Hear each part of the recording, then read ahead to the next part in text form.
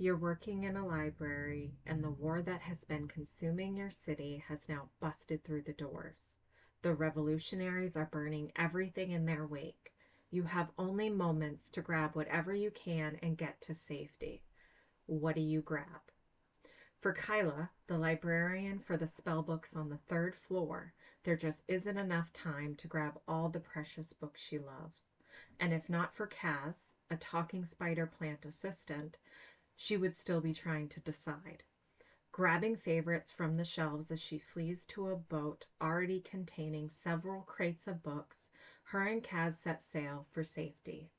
Having no idea how far the war reaches, they choose to sail to her long abandoned childhood cottage located on a tiny remote island far to the north.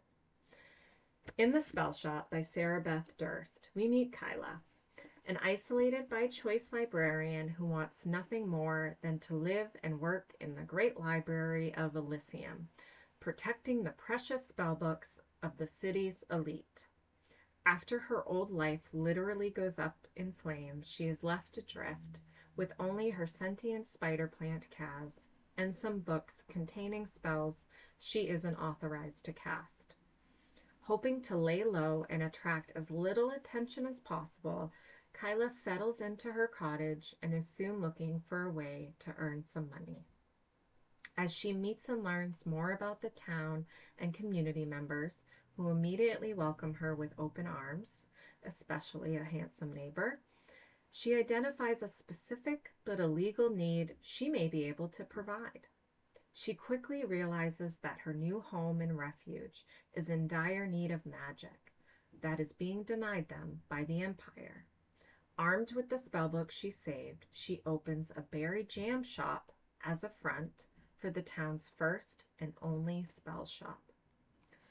Durst creates a world that is full of characters both human-like and mythical that are in need of some magic.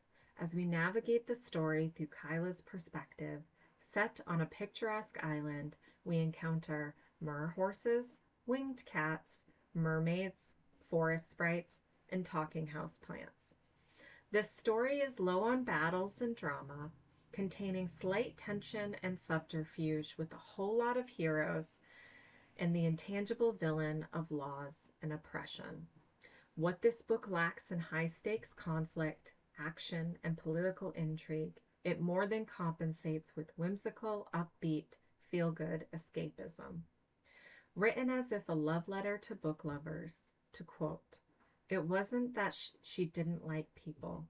It was only that she liked books more. They didn't fuss, or judge, or mock, or reject. They invited you in, fluffed up the pillows on the couch, offered you tea and toast, and shared their hearts with no expectation that you do anything more than absorb what they had to give." End quote.